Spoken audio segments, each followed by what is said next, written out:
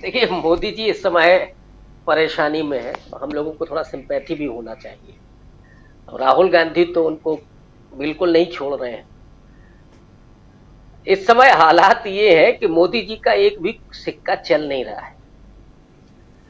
उन्होंने राम मंदिर से लेकर के और तमाम मुद्दों को छुआ, परिवारवाद चलाया, भ्रष्टाचार चलाया, लेकिन सब उल्टा पड़ गया।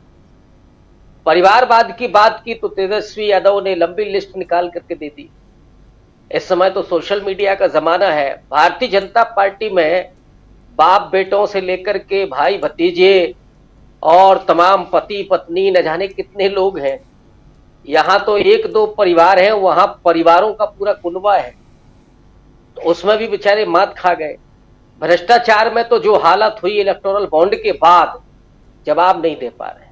और राहुल गांधी जब उनसे कह रहे हैं कि हफ्ता वसूली चल रही थी, सरकार चला रही थी, और टाइमिंग भी देखिए, जिन लोगों ने चंदा दिया, किसी को ईडी का नोटिस मिला, दूसरी तरफ भागा वो चंदा देने के लिए, या किसी को ठेका मिला और वो भागा चंदा देने के लिए। तो हो क्या रहा था?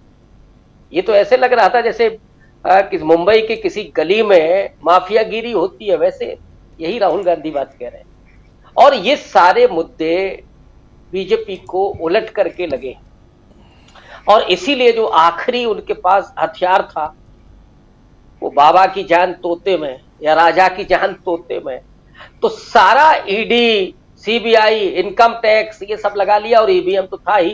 तो ये दरअसल ये जहां वो जो तोते वाली जान है वो यहां है। अब इस पर भी सुप्रीम कोर्ट ने खेल चालू कर दिया है कि जरा देखना चाहते हैं हम, और ये सुप्रीम कोर्ट की जिम्मेदारी है। कोर्ट के लिए जरूरी है कि वो इस देश के लोकतंत्र में विश्वास बहाल रखने के लिए जो भी सवाल उठ रहे हैं, कम से कम उन सवालों पर सरकार से और जो भी संबंधित अथॉरिटी हैं, चाहे वो चुनाव आयोग हो या दूसरी चीजें हैं, जी। तो उन पर शिकंजा कसना चाहिए।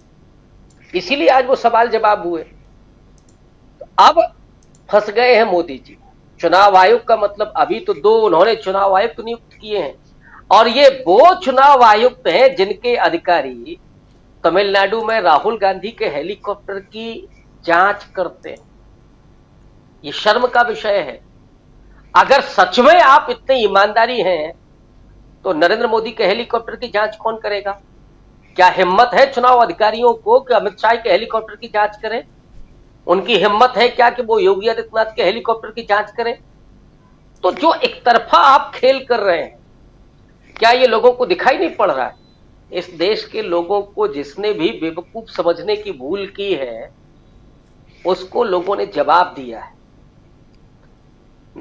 70-75 साल में इस देश का लोकतंत्र इतना मजबूत हुआ। पहले चुनाव में जहां 45% मत पड़े थे, वहां पिछले लोकसभा चुनाव में 67% मत पड़े। तो हमारा लोकतंत्र तो मजबूत हो रहा है, परिपक्व हो रहा है। जो इस देश के नागरिक हैं, वो बेहद चेतना संपन्न, और वो जान रहे हैं कि हम हैं देश के मालिक। और देश के मालिकों की अगर आंखों में आप धूल झोंकना चाहते हैं, उन्हें आप 5 किलो की राशन की लाइन में खड़ा कर देंगे और आप 8,000 करोड़ के हवाई जहाज में उड़ेंगे, तो लोगों को दिख नहीं रहा है कि आप जी। बड़ा आप बने हुए थे कि हम तो सेवा करने के लिए आए हैं। और फिर आप कोरोना काल में क्या कर रहे हैं? आज राहुल गांधी ने अपने कोझिकोड की जो सभा थी, जो रोड शो था, उसमें ये तमाम बातें की। उन्होंने ये भी कहा कि कोविड के समय आप थाली बजवा रहे थे लोगों से, कहा अगर ये कोई दूसरा आदमी करता तो उसकी पिटाई होती और वो जेल जाता। तो जहां देश का प्रधानमंत्री अपनी जिम्मेदारी छोड़ करके लोगों को बेवकूफ बनाने पर तुला हुआ हो, लोग कब तक बर्दाश्त करेंगे? वो रोजगार मांगते हैं, आप कहते हैं कि हम भारत में ओलंपिक कराएंगे। लोग कहते हैं साहब हम महंगाई से प्रताड़ित हैं, आप कहते हैं 2047 में विकसित भारत बनाएंगे। तो अभी अभी आप गला घोंटने में लगे हुए हैं। 47 में क्या दिखा रहे हैं आप सपना? ये जो पार्टी है, या तो ये पिछले अतीत की बात करती है या भविष्य की बात करती है, वर्तमान में बात नहीं करती। वर्तमान में लोगों के जो दुख दर्द हैं, जो पीड़ाएं हैं, और वो इसलिए नहीं करती क्योंकि उनके लिए वो शर्म की बात है जी। अब इसी रिजीम में बैठे पाठक जी, मध्य प्रदेश में एक आदिवासी के मुंह पर पेशाब की जाती है। मैं उत्तर प्रदेश में बैठा हूं जहां दलित को पेशाब पिलाई जाती है, मूंछ रखने पर उसकी मूंछ काट दी जाती है। जहां से मोदी जी आते हैं गुजरात से, वहां एक चुना हुआ आईपीएस घोड़ी पर अपनी बारात नहीं निकाल पाता, पुलिस के साए में बारात निकालता है। यह है गुजरात मॉडल। आज भी गुजरात के 100 से ज्यादा गांवों में दलित मंदिर में प्रवेश नहीं कर सकते। यह है गुजरात मॉडल। तो आपने लोगों की आंखों में धूल झोंक करके, और अब तो मुनादी बज रही है राजीव जी संविधान बदलने के लिए, कुछ नहीं बचा इनके पास। लेकिन ये भूल गए हैं कि ये देश जो है गरीबों, वंचितों, अल्पसंख्यकों, दलितों, पिछड़ों, सब इन सब का भी है। केवल अब अंबानी और अडानी का नहीं है, ये उनकी बपौती नहीं है जी। जो इस देश के खेतों में हल जोतते हैं, अपना खून पसीना बहाते हैं, उनका ये देश है।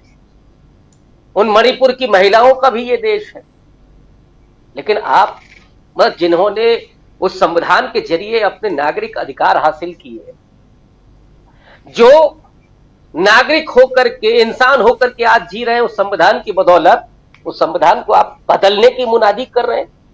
तो इस देश का जो करोड़ों दलित, पिछड़ा, आदिवासी महिलाएं हैं, अल्पसंख्यक हैं, वो आपको तीसरी बार क्या अगवानी करके लाएंगे, या आपको सीधा आईना दिखाने के लिए तैयार है? वो ये उनकी मुश्किल है और मोदी जी रोक नहीं पा रहे हैं। जो उनका तो तमाम स्लीपर सेल है, वो लगातार बात कर रहे हैं कि साहब हम संविधान बदलने की तैयार है। बदलना तो अब लोग इनको चाहते हैं, इसलिए ये संविधान बदलने की बात कर रहे हैं।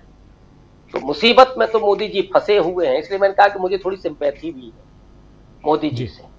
बेचारे झूठ बोल बोल करके इतना सब किए हैं। अच्छा होता कि इतिहास में थोड़ा नाम दर्ज कर लेते, कुछ सच बोल देते, कुछ लोगों की भलाई के लिए कर लेते। लेकिन उन्हें वर्तमान तो छोड़ दीजिए, उनका भविष्य, उनका जो इतिहास है वो भी उनको माफ नहीं करने जा रहा। और आज की जनता जिस तरह से परेशान हाल है, वो तीसरी बार गलती नहीं करने जा रही है। और इसीलिए आप रेशियो देखिए सर्वों का, उन चैनल्स का जिनको गोदी मीडिया कहा जाता है, राहुल गांधी की लोकप्रियता बहुत तेजी से बढ़ रही, कांग्रेस पार्टी का ग्राफ बहुत तेजी से बढ़ रहा है, इंडिया अलायंस का ग्राफ बहुत तेजी से बढ़ रहा है, और मोदी जी स्थिर है। माने उस सर्वे में जो उनके अपना घर का सर्वे, सच्चाई ये है कि जो स्वतंत्र एजेंसियां कर ले तो क्या होगा इसका। तो राजीव जी, चुनाव फंसा ही नहीं, चुनाव लगभग तय हो चुका है। 4 जून को नतीजे सिर्फ आने बाकी हैं। इस देश की जनता तो तय कर चुकी है कि हमको क्या निर्णय लेना है।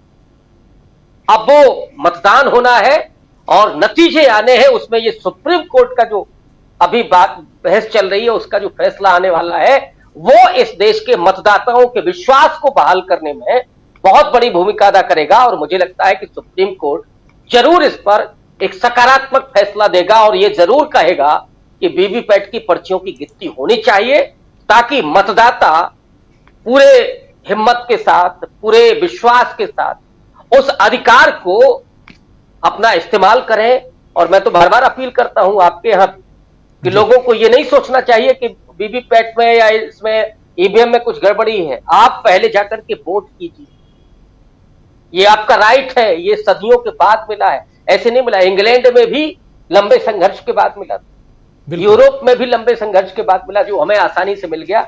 इसलिए वोट सबसे पहले, ये तो सुप्रीम कोर्ट फैसला करेगा कि पर्ची गिनी जाती है कि नहीं गिनी जाती। जी।